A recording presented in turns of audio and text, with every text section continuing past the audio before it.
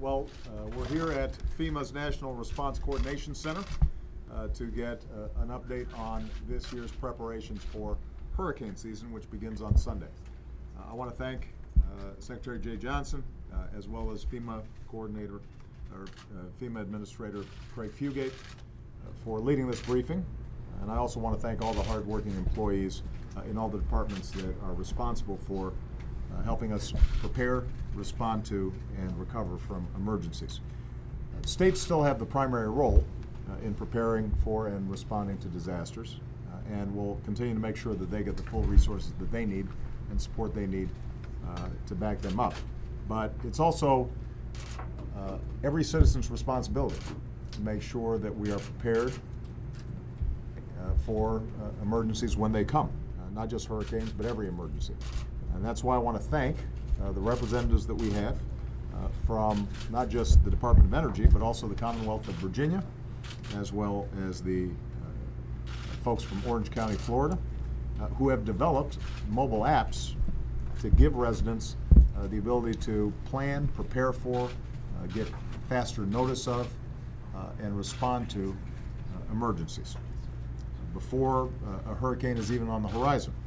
These apps can help families develop emergency plans, figure out evacuation routes, and receive emergency alerts. After a storm, one app provides information about power outages and where gas stations might be open. Others show residents where to find shelter and water. So I encourage every American to visit ready.gov. That's our national website where you can go and get every bit of information you need to figure out whether you're ready in the event, heaven forbid, something happens. You can get even more information about family emergency plans and supply kits and the plans that are taking place in your community. And over the longer term, the changes we're seeing in our climate means that, unfortunately, storms like Sandy could end up being more common and more devastating. And that's why we're also going to be doing more to deal with the dangerous carbon pollution that helps to cause climate change and global warming. And that's why we're also, with the terrific help of these departments, thinking about how we can build more resilient infrastructure. But obviously, most urgently, as hurricane season begins, we have to remember that responding to a hurricane is a team effort, and everybody's going to have a role to play at the federal, state, and local levels. So I encourage every family and business owner to check out ready.gov and see what you can do to be prepared.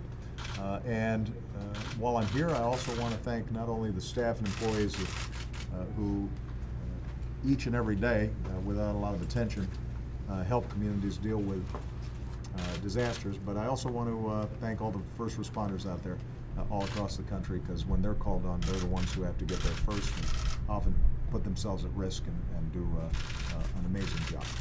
All right? Thank you, everybody.